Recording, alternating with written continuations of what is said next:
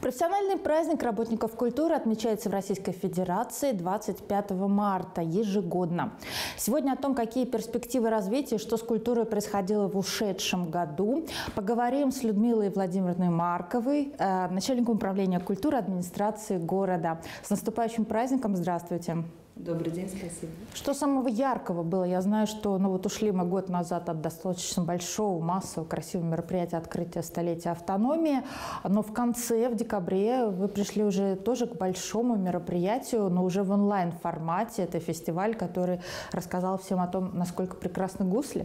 И мы несколько больших мероприятий в течение года смогли сделать именно в онлайн-режиме, в онлайн-формате. И это, не скажу, что нас ограничило в каких-то действиях, или мы стали меньше получать именно зрителей в зрительном зале, да, их не было в режиме офлайн, но они смогли присоединиться, и я могу сказать, что эти мероприятия получили гораздо больше зрителей, чем ограниченное пространство концертного зала.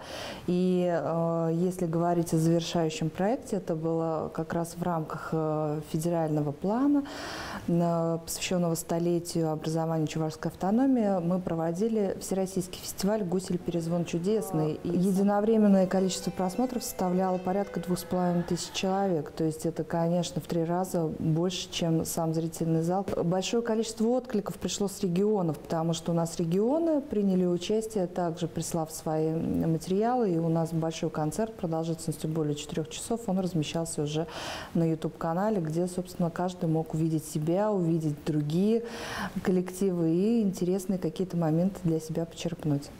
То есть пришлось быстро осваивать достаточно много каких-то других навыков, все достаточно успешно получилось. Да, и это, наверное, новый толчок, импульс, когда можно на свою профессию посмотреть со стороны и начать ее воспринимать немножко под другим углом, когда понимаешь, что ты не просто уже вот один на один со зрителем, а он далеко, он за пределами экрана, и здесь уже появляются новые технические возможности, новые какие-то интересные решения, и исходя из этого получается новый формат проекта, совершенно другой, но и это становится интереснее.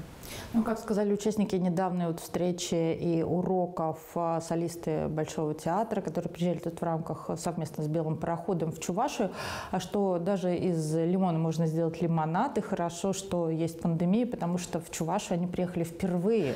И вот такие проекты, они как раз помогают нашим юным дарованиям, те, кто посещает художественные музыкальные школы, найти себя на большой сцене. И ведь наша школа дополнительного образования не является первой ступенькой как раз к большой сцене.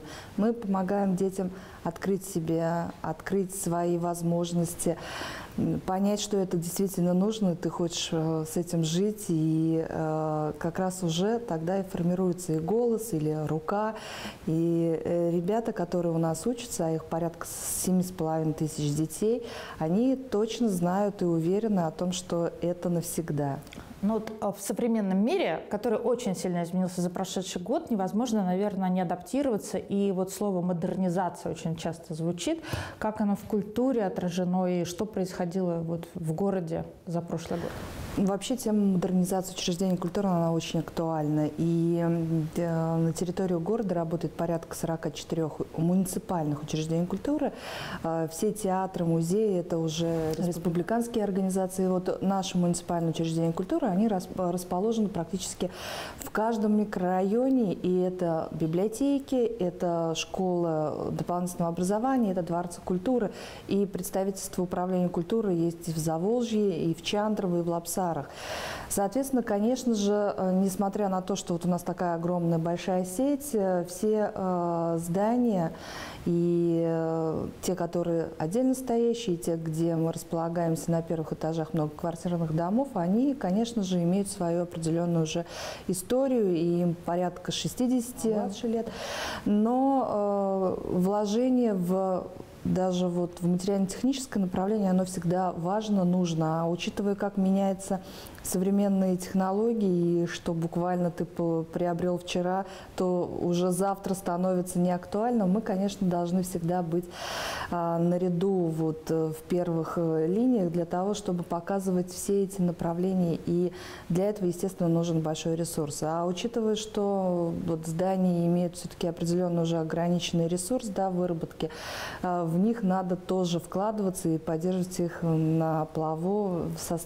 Они не просто должны быть в рабочем состоянии, они должны быть эталоном, куда хочется прийти, где хочется себя чувствовать всегда вот близко-близко к культуре.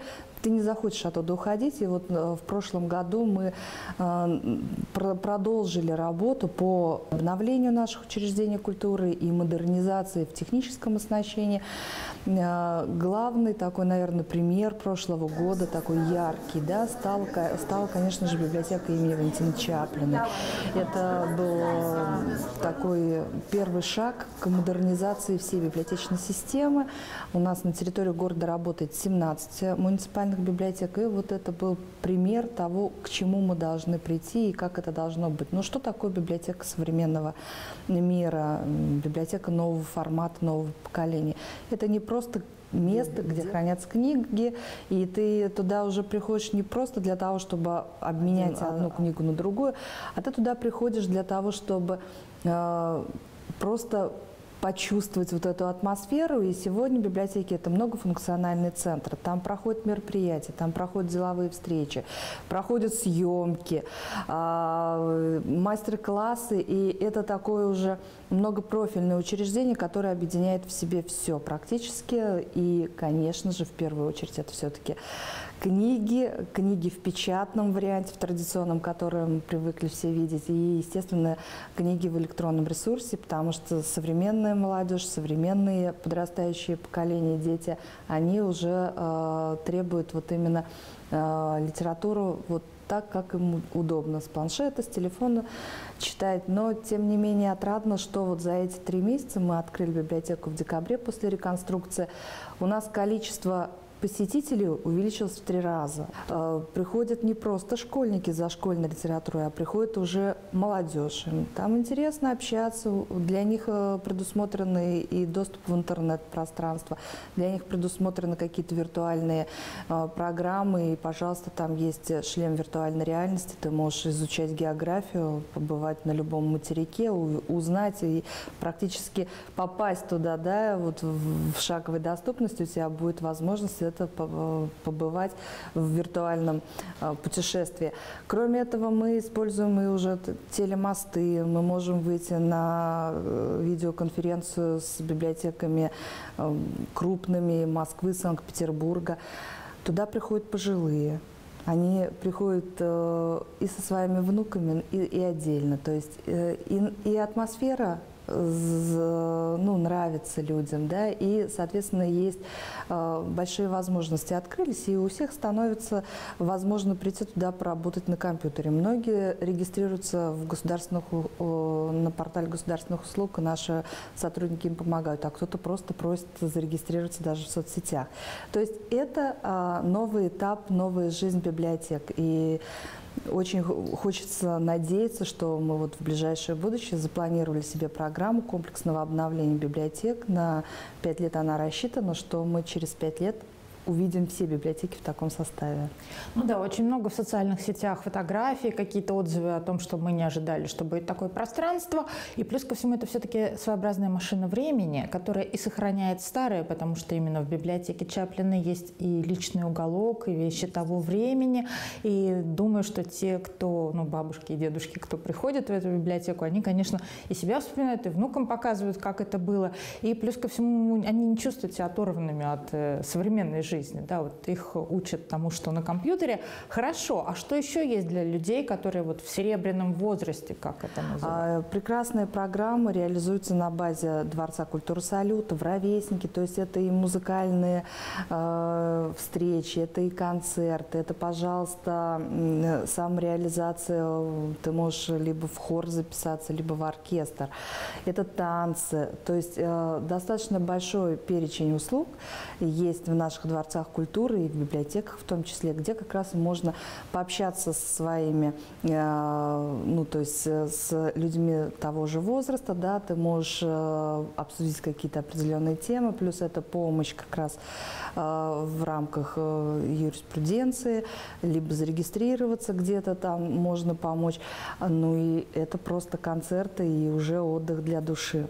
Ну да, наверное, очень большая проблема. Вот и психологи отмечают, что все-таки за год изоляции люди, которые привыкли до этого общаться постоянно, и они и так сказать, были лишены многих вещей, наверное, очень здорово, что есть такие места, где они могут прийти, пообщаться, найти своих единомышленников, понять, что жизнь продолжается. Было уже несколько слов сказано о том, что фонд, который есть у библиотек, обновляется, но я так понимаю, что и Дворцам культуры в прошедший год было выделено достаточно большое количество средств для того, чтобы там прям изменились и фасады, и внутренности. Что, где, как? Расскажите. Благодаря правительству Чувашской республики, поддержке Министерства культуры, мы в прошлом году начали комплексный ремонт нашего Дворца культуры имени Петра Хузангая. В юбилей как раз и Дворца культуры, ему было 55 лет в прошлом году, отмечали мы мероприятиями, и начался как раз ремонт. И можно обратить внимание, Дворец культуры полностью обновился фасад. Не стали мы применять какие-либо материалы, которые в современном формате, в современной архитектуре сейчас применяются. Мы решили оставить его традиционным, как вот он был построен, для того, чтобы сохранить вот эту историческую часть, но и он сам по себе является уникальным. В этом году, опять же, благодаря республиканским средствам мы продолжим ремонт уже внутри, но впереди, конечно же, ждет и модернизация полная концертного зала, потому что хочется, чтобы люди, приходя туда, не просто внешне видели какие-то изменения, но и почувствовали качественные изменения, которые уже во время мероприятия будут проходить. Запланировали и ремонт сценического оборудования, замену кресел. Но я думаю, что, опять же, у нас эта программа рассчитана на 5 лет. Планово мы сможем это все сделать. Что касается Дворца культуры «Салют», и, опять же, благодаря поддержке жителей, неравнодушных и активных, мы смогли в прошлом году отремонтировать туалеты по инициативному бюджетированию, когда сами граждане, сами жители, кто является активными участниками и посетителями Дворца культуры, они вкладывались финансово при поддержке, опять же, республиканских и городских бюджетов. Мы смогли отремонтировать первые необходимые вещи. И сейчас переходим уже, опять же, к дальнейшему шагу. Понимаем, что дворец востребован, мероприятий проходит там много, людей там много, и на этом уже не будем останавливаться. Сейчас еще и благоустройство прилегающей территории проходит по федеральной программе благоустройства, комфортная городская среда.